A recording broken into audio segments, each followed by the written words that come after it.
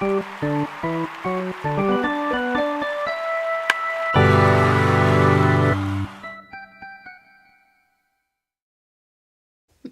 Mother. This is Half Mental, the baseball show that's 90% baseball and the other half is mental. I'm Dan.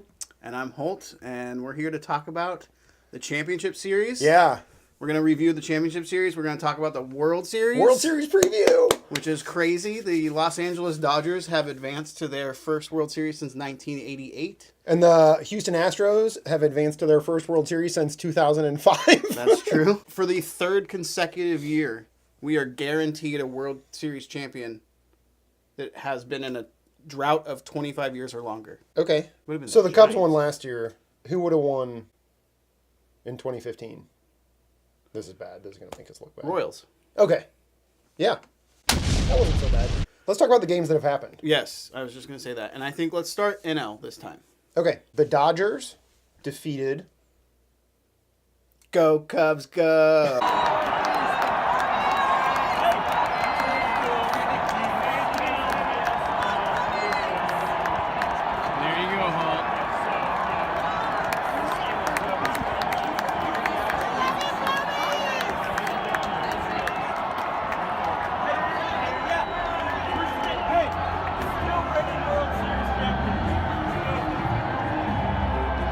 Got anything to say to Holt?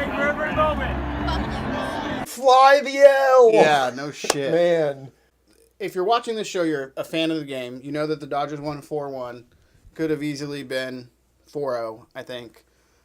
Yeah, I mean, the Dodgers, they were never at risk of losing the series. Yeah. So they were up 3-0, and teams that get up 3-0, pretty much all... There's like two examples of them losing. Series. Like, should we talk about, like... how handsome Clayton Kershaw is for a little bit? We could start there. I mean, that game one was huge. He didn't pitch. It felt like he was taxing. Yeah. Like he didn't pitch bad at all. I mean, he gave up a few runs, right? 2 runs. 2, okay. Both solo home runs. He's not had an inning this year where it's just like a hit parade or anything like that. No. He looks Actually, good. I don't know that he's had an inning where he's given up more than 1 hit. No, that's not true. But 2 hits. They were both solo home runs. So anyway, Clayton came out of the game, and we were not winning, so we got no decision. Yep. But we ended up winning that game, which I think was huge. And then the Dodgers seemed to have this approach of just like get to their bullpen. They made their starting pitching throw a lot of pitches every at bat. We put pressure on them like we did with the D-backs each inning. Mm-hmm. And just got to their bullpen, who wasn't very good. And I think when we start talking about the World Series, we can start talking about that again. Yeah. But I want to talk about how Yu Darvish had more RBIs than Anthony Rizzo in that series. And the same number as Chris Bryant. So... Yeah. I actually, in the last 24 hours, had forgotten about that at bat. The Yu Darvish walk... is my favorite baseball moment, maybe of the entire year. So, I mean, I love the Yu Darvish walk so much. Yeah. Yu Darvish, it was game 3. 3. Mm-hmm. Bases loaded. Bases loaded. It was the 5th inning, right? 5th inning. And Dodgers were up 3-1 at the time, right? Mm-hmm. It was an obvious pinch hit situation. Yep. Yu Darvish has... It was almost... unfortunate that his spot came up because he was pitching so well. So they had Granderson in the on-deck circle as like a fake pinch hitter. They took him out. And sent Darvish up there. Yep. Darvish has 2 RBIs in his career. He was in the AL until he got traded. Right. I don't know how many at-bats he has. It can't be more than 50. Oh, no, yeah. I would say it's way... He had actually hit a home run once. Really? Yeah, he has a home run. But anyway, I mean, total, not a threat at all. Right. Even within the pitcher spectrum. He's on the bad end of the pitcher spectrum. He never had any intention to swing the bat. No, he like pretended like he was going to bunt for a minute, which would have been... It was 2 outs, right? He got on top of the plate. Yeah. And There were 2 outs, right? Yeah, there were 2 outs. Yeah, so he was not going to bunt. Carl Edwards Jr., who can be very good and can obviously have control issues,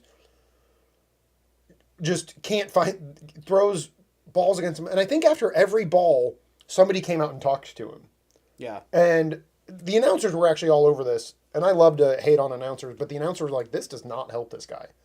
Mm-hmm. Like, for Edwards. It's like freezing a kicker almost. Yeah, like for Edwards to miss a spot and then have like somebody trot out and be like, hey man, we just got to throw strikes. He's like, no joke, I need to throw strikes. Yeah. Like, that was bad by the catcher, and I think pitching coach made a trip out there. Like, it was rough. Yeah. But it was 4 straight pitches too, right? 4 straight pitches. Just 4 beautifully taken pitches. And then the funniest part, baseball is a crazy game. The funniest part is our leadoff hitter, Chris Taylor, comes up the next in the lineup. So Chris Taylor, co-series MVP. 3 straight strikes him out. Yeah. It was all in his head though. Yeah, he knew he should strike him out. He knew he didn't, you don't want to like serve up a meatball in the middle, but you got to strike him out. Probably. And Darvish, I don't know if it's fair to call it a bat flip, but it's one of my favorite celebrations too. Maybe not my favorite celebration, but he's like psyched and he grabs his bat by the barrel and just like throws it on the ground. And then he got another 4 outs. It was great. I mean, it was a huge. It was a hilarious at bat. It felt big as it happened afterward. Like it still felt big afterwards. Right. That kind of felt like the nail in the coffin for the Cubs. Even though they'd go on to win the next game, it still felt like we can throw everything we have at them and maybe win one. Mm-hmm. Which they did. Jake Arrieta, who I also don't like, but he pitched a really good game. Yeah. He's now a free agent. He doesn't play for the Cubs anymore. Wait. I was just going to say throw some Dodger bullpen stats. How many base runners did they have in the series? 0. No, 1. No. 1? I think it was 1. 1, because, Kenley hit Rizzo. Yeah, Kenley hit totally Rizzo. Worth it. At one point, until Kenley hit Rizzo, which was in game... I was still in L.A., so game 2. Yeah, that's right. We had, however many consecutive at-bats of perfect pitched baseball against the Cubs from our bullpen. Yeah. We never gave up a run. Bullpen never gave up a run, right? Mm-mm. The bullpen was just lights out. I mean, it's very clear that our strategy is give us 4 or 5 innings starting pitcher. Yeah, so Kenley Jansen's amazing. Yeah. I don't think we've talked about Kenta. Is it Maeda? Right? Kenta Maeda. Yeah. Went from 5th starter to bullpen weapon. Yeah, bullpen was just better than you would ever even expect. I need to stop you. I just realized we've been talking about this series for too long, and we haven't talked about Justin Turner's home run. Oh, my God. I can't believe it went this long. You're right. Was it game 1, though? What game was it? Game 2. I mean, it's the most important moment. It was the single best. I mean, I think it was the best Dodger game of my life. I can't believe we went this long. Good call. But yeah. So it was on the 29th. Was it the 29th? 29 years to the day that Kirk Gibson hit his the last walk-off home run in Dodgers postseason history. Yeah. And Turner, years ago, gave an interview about that Kurt Gibson home run being one of his first baseball memories. Right. Watching it with his grandma. And then he hit one. Yeah. I mean, he created that memory for... It's the beautiful game, guys. I don't know. I mean, it's unreal. It was so great. Yeah. I was expecting him to do his thing where he, reaches and slaps something to the right side, and whoever it was, I think it was Puig maybe on second, would score. It was Puig. Yeah. And Turner makes contact, and I mean, it was gone off the bat. I'm getting the chills right now, and I threw my hat, started screaming, ripped my shirt off, and just started freaking out. I mean, I'll never forget that night, and where I was, and what I was doing, and how I reacted. Unfortunately, it took me a while to find my shirt. I launched it. Real quick, I want to repeat something that I said when we were watching Game 3 together. Justin Turner, who is the Dodgers' best player, I think had an MVP case. I wanted him to sign with the Cardinals. I love Justin Turner. Yeah. Every shot of him when he's not playing baseball, so sitting in the dugout, right, whatever, it looks like his brain is vacant. Like, like you can tell he's like an alive person, but it looks like there's nothing going on. Right. And like he gives a good interview. Yeah. He's like an engaging, charming dude. And you followed it up by saying maybe he just, when he gets to the ball field, he just shuts off because all he has to do is play I think it's like come through the door and turn into a baseball machine. Yeah. It's just really funny. Yeah. All right, so to wrap up the Dodger series, Game 5 was so awesome, and the world finally got to meet Kike Hernandez, who has, oh my God, for a long time now been... I wouldn't say he's my favorite Dodger, but he is such an important part of the Dodger puzzle. He is like a clubhouse I think he's player. one of the two most likable Dodgers. Yeah. I think it's him and Puig are the most likable Dodgers. Yeah. He's a For clubhouse us, guy. some people hate Puig, but that's another... He's a clubhouse guy who, like, performs really well. He'd probably be a starter on any other team. He can play anywhere. He makes some incredible plays. Like I mean, I think he probably shortstop. plays every position for Yeah. you guys, right? I don't know what his defensive stats would look like, but... So he hit solo home run in his... Oh, this is so cool. Before the game... Yeah, this is what you have to start with. Before the game, he went up to Clayton Kershaw, who was lights out that night. This isn't what I was... Go ahead. But before the game, he went up to Clayton Kershaw and said, "I got your back tonight." Okay, so before the know that? game... No, so this was my Kike Hernandez story. Before the game, he'd had a rough postseason. He hadn't... Yeah. I think he'd had some hits, but not a lot of hits. And his mom's told him on the phone, something like, focus on making contact, whatever, throughout some cliches like that. And he goes, no, make sure you're watching the game on time. I'm hitting home runs tonight. He's like, I've been trying to make contact all postseason. I got to hit some home runs. And then he hit 3 of them. He hit 3 home runs. He becomes one of, like... He said, I didn't hit 3 home runs in batting practice that day. That's what he said. That's amazing. First at bat, solo home run. Second at bat, grand slam in, like, the 3rd inning. Which, if the walk... that grand slam was If the awesome. walk to you, Darvish, wasn't a nail in the coffin, the grand slam certainly the grand slam was the end of the series. It was like, okay, that's it. They were up. That would have put the Dodgers up 5-1, right, or something like that. Yeah, I think it was more than that. It was like 7-1 or something. The final was 8-1, wasn't it? Anyway, whatever. Yeah, but it was 9. put it out of Yeah, reach.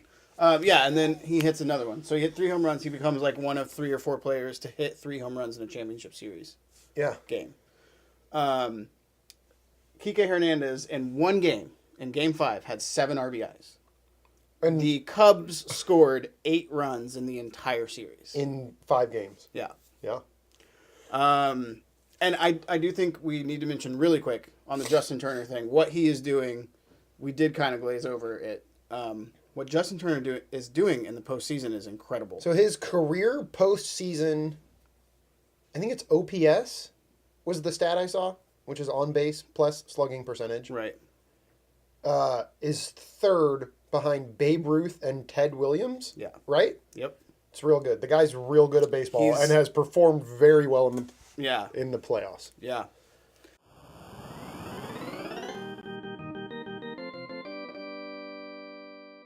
So it took the Astros 7 games to beat the New York Yankees. Mm-hmm. And lots of good baseball things happened in those 7 games. Yeah. Keuchel pitched 2 good games. Verlander pitched lights out. 2 very good games, right? Yeah. So he ended up as their series MVP. Right. A guy that you added on like August 20th is your championship. No, it was it whatever. It was like the last minute. Yeah, it was super late. Game 1 was Dallas Keuchel. He struck out 10 guys. He was lights out, and everyone was saying like, well, they got Justin Verlander next, and he's going to pitch a good game, but I don't know how you follow up that gem by Dallas Keuchel. Justin Verlander strikes out 13 guys. Was that a complete game? When? Oh, and Verlander pitched a complete game. Which never happens in the playoffs. No, I mean, especially now. I mean, with the bullpens. So anyway, Verlander was completely dominant. The series goes to New York, and it felt like, to me at least, and I watched every second of those 2 games. Series goes to New York, and it feels like this is going to be maybe a sweep, maybe 4-1. Yeah, I mean, the Astros looked a lot better than the Yankees in the first 2 games. And then the Yankees looked a lot better than the Astros. For 3 games. Yeah, so I can't remember exact. Oh, Tanaka pitched Game 3, I think, and looked awesome, and shut the Astros down. And then Game 4 was the crazy comeback game. Okay. Where Astros were up late 4-1, and the Yankees score 6 runs in 1 inning. They end up winning the game like 8-4. And that's when it felt like, what's going on here? Yeah. Do the Yankees have a chance to win this? And the Astros said, no, you don't, because we're going to throw Dallas Keuchel again. And you guys can't hit Dallas Keuchel. Yeah. And then the Yankees beat Dallas Keuchel in New York. I mean, I think he had like an okay game. I don't know. I honestly don't know. I don't remember his line score, but right. But I mean, they lost. That's what matters is the Yankees won. You saw like Aaron Judge started hitting again for the most part. He had a couple really nice defensive plays too. Yeah. He did make some good defensive plays. He had like an up against the wall and then like a running catch that would have been a foul ball if he didn't get to it. He definitely pulled a home run back last night. Oh, okay. Yeah. Cool. I didn't see that. So should we just skip to Game 7? Real quick. Okay. Aaron Judge last night went 0 for 4. He only struck out 1 time. It was in his final at bat. But that final strikeout, he set the record for most strikeouts in a postseason. He struck out 27 times. Yeah. Now, most of that was against the Indians. He struck out 11 times in 7 games against the Astros. Yeah. Okay, let's do Game 7. Game 7 for the Astros was started by Charlie Morton. Mm-hmm. So Charlie Morton was an off-season signing before the 2016 season. No, just last year by the Astros. Yeah. And had like a weird career. His 2016 was really good. And With the Orioles, I think? That sounds right. Yeah. So the Astros sort of bought into that. So he pitches 5 really good innings. Yep. He gets through 5 innings in 54 pitches, I think, and gets taken out of the game for Lance McCullers. So this was the quote I wanted to read from old Lance McCullers. I told AJ, which is AJ Hinch, the manager, I told AJ after we lost Game 4, I don't care what my role is. I want the ball in Game 7. I will start the game. If you only want me to go 3 innings, I'll go 3 innings. If you want me to come out of the pen, I will come out of the pen. So he comes out of the pen, and he throws 4 beautiful innings of baseball. So they were able to win a Game 7 by throwing Charlie Morton and Lance McCullers, which sets up Keuchel. I mean, I assumed Keuchel. I thought for sure we'd see Keuchel. I thought Keuchel was going to throw 2 innings or so, and then it was going to be like, well, great, now what do we do? Yeah. So Keuchel, I mean, we're now set up for a Keuchel-Kershaw Game 1. Yep. And the Dodgers have not announced Game 2. I assume it's Darvish. Let's go back to McCullers really quick, just because I thought. Oh yeah, you've got crazy. There's good McCullers. So McCullers ends. I've heard 2 different reports on this, and I haven't checked myself. I think it's 24, but he ended the game by throwing 24 consecutive curveballs to the New York Yankees, which is really insane to think about. So he led the league. He led all of Major League Baseball in curveball usage in the regular season, with 46% or so of his pitches being curveballs. Rich Hill was second with 39, so that's a pretty big gap too. Yeah. So he loves his curveball. He came in and threw his curveball 75% of the time last night, and I didn't see the consecutive stat. That was 24 times. It's pretty much like a lot of times you hear that with the fastball. Like here's Aroldis Chapman, for example. Like here's my 103 miles an hour fastball. I dare you to hit it. If you hit it, tip my cap to you. Whatever. This guy's throwing a loopy curveball. A loopy curveball time after time, and these guys are at a certain point. You know they're talking to each other. You know they're saying like they're like he that just was threw me just 4 straight curveballs, man. Just sit on it. And so the next guy's like, all right, I'm sitting on a curveball. And he gets it, and he can't hit it. Like, I don't know, that when I heard that last night, I was like, oh, that's crazy. And I was like, oh my God. That's crazy. That just still blows my mind. So, last word on the curveball thing is like, I would love to know the difference. And I mean, this is the sort of unquantifiable thing that I like to think about. But like, so Aroldis Chapman stands on the mound throwing 103 miles an hour and is like, nobody can hit this shit. Like, I feel this is like, there's like a powerful... Right. I mean, he just feels great about himself, right? Lance McCullers I feel like in between pitches would have to be like smiling to himself or something. Yeah. And like it's equally as dominant. It is not by any means like worse to have a better, like a good curveball versus a fastball. Right. But it's got to just be a totally different feeling. Like, here's this thing that relies on spin rate and, all this crazy stuff.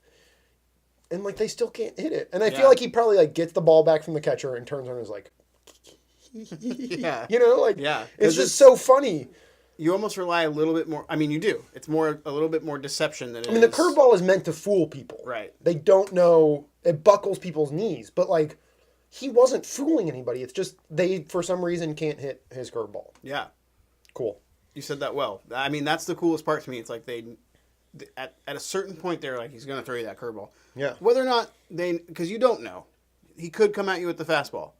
But you're going to see at least a couple curveballs in your at bat. And you still can't touch it. Yeah.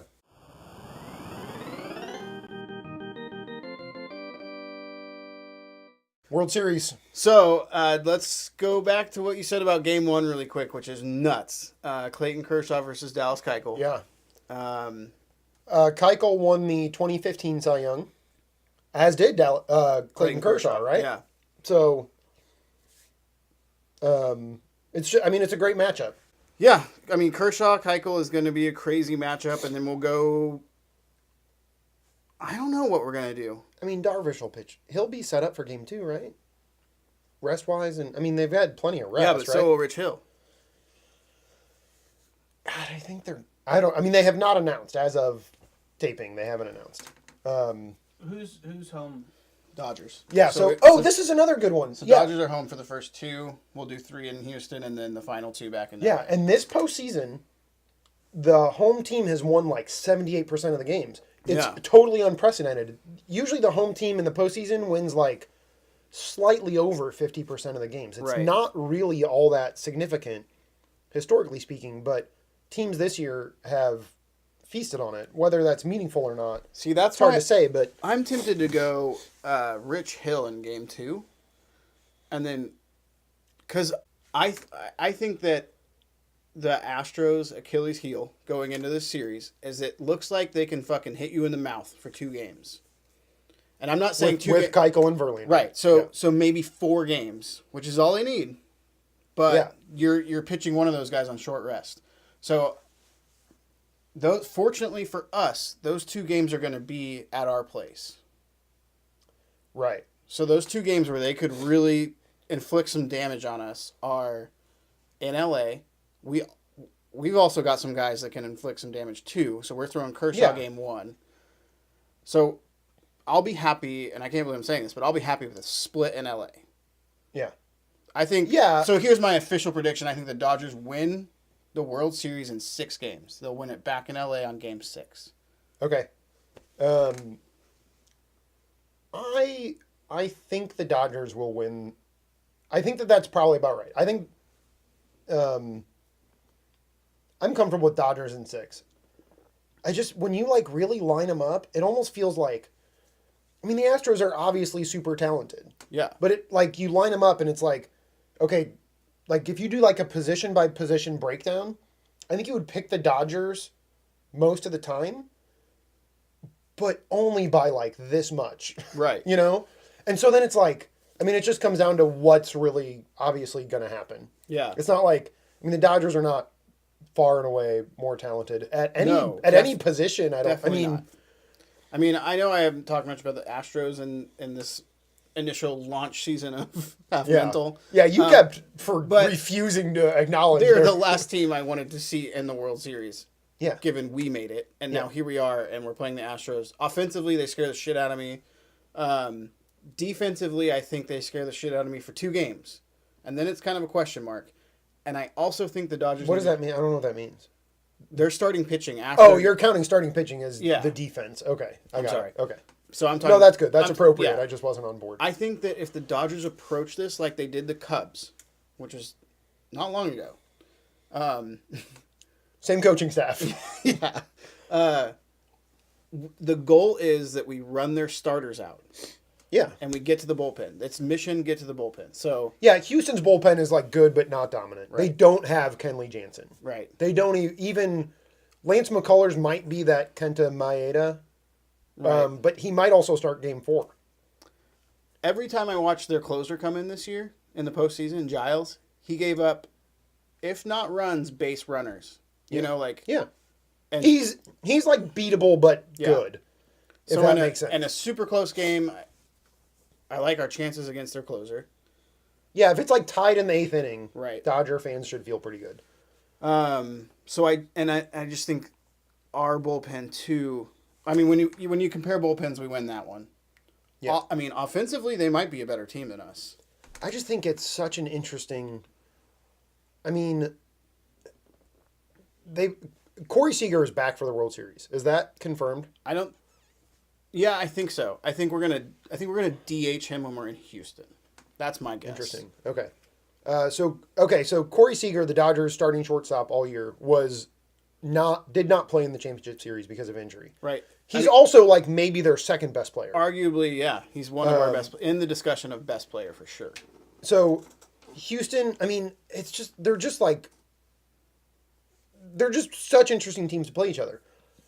Houston and LA both have like super talented young shortstops that should be there forever. They both have really talented rookies playing first base.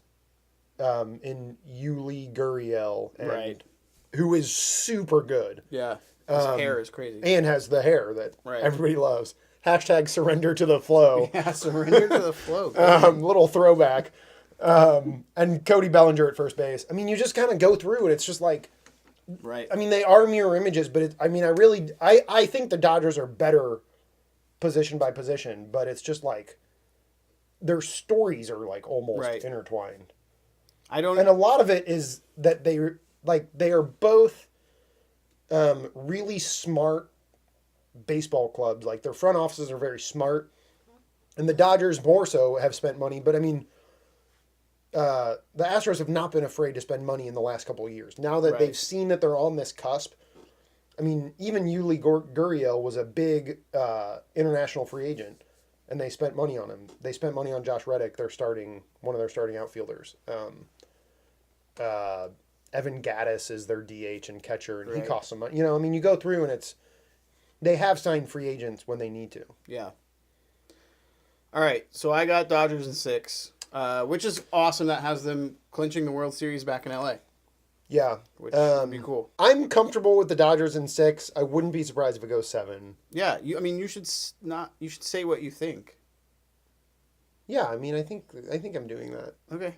I don't think the Astros are going to. I don't think it's fair to make a prediction in 2 games. That's, you know what I mean? You should What? lock it down. You said Oh. 6 or 7. Okay. Okay. I'm gonna predict Dodgers in 6. I think that's true. Cool. Same page in it. Yeah, I think. Yeah, so I think they'll win a couple games in L.A. and win one game in. Because Kershaw will start Game 5 in Houston, right? Yeah. And that's the blueprint. Yeah. I almost wish we could save him Nah. for 6. So But you got to win now. Quick question before you wrap up. What do you think is you made it sound like Keuchel is not the strongest pitcher, the strongest starter on the Astros, right? In this postseason, he's not. So he's not. I mean, So what do you think is the math behind putting him against the best pitcher in baseball? So I think it Like, simply is it comes down planning to to rest. lose? This is rest. This No. yeah. Okay. So Verlander pitched more recent than Got Dallas, it. so he's just got more time to recover. Got it. Yeah, Yeah. I mean, Justin Verlander was traded to be the ace of the Astros. Right. I mean, Keuchel has had a really good career. He obviously won a Cy Young. Super capable, but I mean, never consistently been that like Right. ace aside from his Cy Young season, Right. where it's like Dallas is pitching, everything's cool. He's had like some struggles, Yeah. not a ton, Right. but some. And some injuries this year that kept him. It looked like he Yeah. was on pace to have an incredible year. He had Yeah, some- and then he got hurt. Yeah, Yeah. a couple times. Yeah. So, okay, well, we'll be back after the World Series. Yeah. Early November. Yeah. So we'll just do World Series wrap up and probably season the entire season in the same episode. Right? Okay. If we want to. We'll figure it out. Yeah. We'll just probably do World Series wrap up. So, go Dodgers. Go Dodgers. If you guys are interested, go ahead and put your World Series predictions in the comments. World Series predictions below. Tommy Dietrich, I'm looking at you. There we go. Happy fall, happy World Series. It's the most wonderful time of the year. Go Dodgers! Oh, happy fall.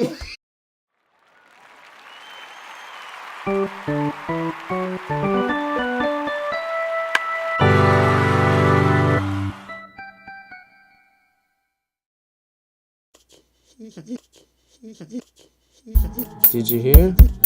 Joe Girardi's the new coach of the Florida Marlins. This is Joe Girardi's party. Joe Girardi's party. Joe Girardi's party. Joe Girardi's party. Joe Girardi.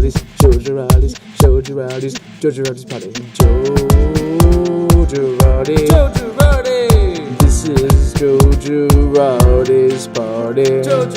Joe Girardi. Joe, where'd you go? Joe.